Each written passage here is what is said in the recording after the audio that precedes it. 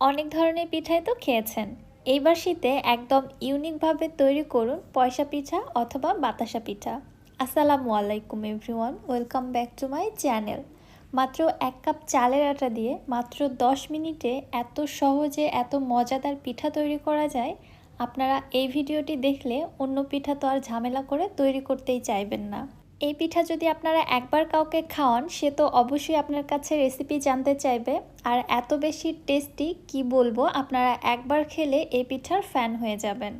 তৈরি করতে খুব বেশি ঝামেলাও নেই, আর 2টি উপকরণেই তৈরি করা যায়। চলুন তাহলে কথা না বাড়িয়ে ঝটপট মূল রেসিপি দেখে আসি।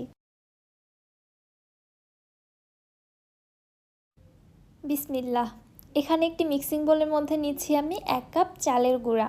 ভেজা অথবা শুকনা যে কোনোটাই নিতে পারেন, তবে আমি ভেজা চালের গুঁড়াটা নিয়েছি। 1/4 টিস্পুন দিয়ে দিলাম লবণ। লবণ এবং আটাটা একসঙ্গে ভালোভাবে মিক্সড করে নিয়ে এর মধ্যে দিয়ে দিচ্ছি 1 কাপ ফুটন্ত গরম পানি।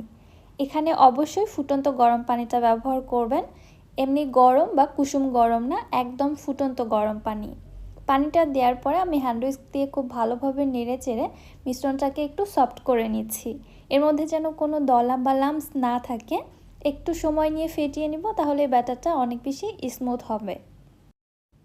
আমি যেহেতু ভেজা চালের গুঁড়া নিয়েছি, এজন্য 1 কাপ চালের গুঁড়ার জন্য 1 কাপ পানি লেগেছে। তবে আপনারা যদি শুকনা চালের গুঁড়ি নেন তাহলে সামান্য একটু বেশি লাগতে পারে পানি। এবার আমি কনসিস্টেন্সিটা আপনাদের দেখাচ্ছি, দেখুন। উপর থেকে যদি ব্যাটারটা এরকম ফেলি, দেখতে পাচ্ছেন ব্যাটারের মধ্যে সামান্য একটু দাগ বোঝা যাচ্ছে, কিছুক্ষণ পরে মিশে যাচ্ছে। ঠিক এরকম কনসিস্টেন্সির একটা ব্যাটার তৈরি করে নিতে হবে। চলে যাচ্ছি তাহলে চুলাতে পিঠাগুলো বানিয়ে নেওয়ার জন্য। এদিকে চুলায় একটি ফ্রাই প্যান আমি লো হিটে গরম করে নিয়েছি। লো হিটে পিঠাগুলো ভেজে নিব। চুলার হিট বাড়িয়ে কিন্তু এই পিঠা তৈরি করা যাবে না। ফার্স্টে আমি প্যানটাকে একটু তেল দিয়ে ভালোভাবে মুছে নিলাম। এরপরে একটি চামচের সাহায্যে ঠিক এইভাবে ছোট ছোট গোল করে পিঠাগুলোকে দিয়ে দিচ্ছি। দেখতে কিন্তু ঠিক হুবহু বাতাসার মতো লাগছে, তাই না? অথবা এটাকে আপনারা পয়সা পিঠাও বলতে পারেন, অনেকটা পয়সার মতো দেখতে হয়েছে। ঢাকনা দিয়ে ঢেকে পিঠাটাকে আমি ভেজে নিয়েছি 2 মিনিটের মতো। 2 মিনিট পরে ঢাকনাটা উঠিয়ে নিয়েছি। দেখুন পিঠাগুলো টোটালি সেদ্ধ হয়ে গেছে খুব ভালোভাবে, একটুও কাঁচা নেই এর মধ্যে। আর পিঠার উল্টো পাশটাও দেখুন, একদমই সাদা ধপধপে রয়েছে, এর মধ্যে কোনো কালার আসেনি বা পুড়েও যায়নি। সো এই পর্যায়ে পিঠাগুলোকে আমি উঠিয়ে নিচ্ছি। একইভাবে আমি আরও এক ব্যাচ পিঠা আপনাদের ভেজে দেখাচ্ছি। প্রত্যেকবার পিঠা প্যানে দেওয়ার আগে তেল দিয়ে ভালোভাবে প্যানটাকে মুছে নেবেন, দেন তারপরে পিঠা দিয়ে দিবেন। এখানে আমি আমার সাইজ মতো পিঠার আকারগুলো তৈরি করে নিয়েছি। আপনারা চাইলে এর থেকে ছোটও করতে পারেন অথবা বড়ও করতে পারেন।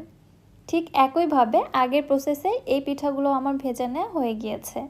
সবগুলো পিঠা যখন ভেজে নেওয়া হয়ে গিয়েছে, তখন চুলায় আরেকটি প্যানের মধ্যে নিয়ে নিচ্ছি আমি 4 কাপ লিকুইড মিল্ক। মিষ্টির জন্য দিয়ে দিচ্ছি 1/2 কাপ চিনি। চিনির পরিবর্তে আপনারা এখানে গুঁড়ো দিতে পারেন। 1/4 টিস্পুন দিচ্ছি লবণ। লবণ দিলে মিষ্টির ব্যালেন্সটা ঠিক থাকে। আর ফ্লেভারের জন্য দিয়ে দিলাম 3টি সাদা এলাচ। এবারে নেড়ে চেড়ে নিয়ে একটু অপেক্ষা করছি দুধটা কুসুম গরম হওয়া পর্যন্ত। দুধটা যখন কুসুম গরম হয়ে আসছে, ওই পর্যায়ের মধ্যে দিয়ে দিচ্ছি আমি 1/3 কাপ গুঁড়া দুধ। হালকা কুসুম গরম পর্যায়ে গুঁড়া দুধটা অ্যাড করে দিলে গুঁড়া দুধটা খুবই সহজেই দুধের সঙ্গে মিশে যায়, একটু আর দলা বেঁধে আসবে না। এবারে নেড়ে চেড়ে অপেক্ষা করছি দুধটা ফুটে ওঠা পর্যন্ত। দুধটা যখন ফুটে এসেছে, তখন এর মধ্যে আমি বাতাসা পিঠাগুলো দিয়ে দিচ্ছি। মজার বিষয় হচ্ছে, এই পিঠাগুলো দুধের মধ্যে দেওয়ার পরে আপনি ইচ্ছে মতো নাড়াচাড়া করতে পারবেন, পিঠাগুলো কিন্তু ভেঙে যায় না। সো অনবরত নেড়ে চেড়ে পিঠাগুলোকে আমি 7 থেকে 8 মিনিটের মতো জাল করে নিচ্ছি। তারপরে দেখুন দুধটা ঘন হয়ে অনেকটা কমেও এসেছে, সেই সাথে একটা ক্রিমি টেক্সচার চলে এসেছে এবং পিঠাগুলো খুব ভালোভাবে কুকড হয়ে গিয়েছে। আশা করছি আপনারা দেখে বুঝতে পারছেন পিঠাটা কত বেশি লোভনীয় হয়েছে। এখন আর জাল করে দুধটা আর বেশি ঘন করে ফেলানো যাবে না, কারণ পিঠাটা ঠান্ডা হওয়ার পরে আরও কিছুটা ঘন হয়ে আসবে। সো এই পর্যায়ে চুলা থেকে নামিয়ে আমি পিঠাগুলোকে গরম গরম সার্ভ করে নিচ্ছি। আমার কাছে এই পিঠাটা গরম গরম খেতে খুব বেশি ভালো লেগেছে। ঠান্ডার তুলনায় গরম থাকা অবস্থাতেই পিঠাগুলো খেলে পিঠাগুলো খুবই দ্রুত মুখের মধ্যে গলে যায়, আর খুবই সুন্দর একটা ফ্লেভার পাওয়া যায়। যা ঠান্ডা হয়ে গেলে আমার কাছে মনে হয় পিঠাটা আগের তুলনায় কিছুটা শক্ত হয়ে আসে, খেতেও খুব একটা বেশি মজা লাগে না। তবে এক একজনের মুখের টেস্ট এক এক রকম। কেউ ঠান্ডা পিঠা খেতে বেশি পছন্দ করে, আবার কেউ গরম পিঠা পছন্দ করে। আপনাদের কোনটা পছন্দ সেটা অবশ্যই আমাকে কমেন্ট করে জানাবেন।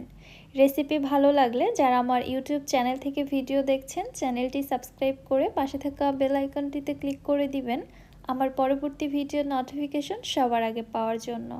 এবং যারা ফেসবুক পেজ থেকে দেখছেন, পেজটিতে একটি লাইক অথবা ফলো দিয়ে দিবেন। আজকের মতো তাহলে এখানেই বিদায় নিচ্ছি। আল্লাহ হাফেজ।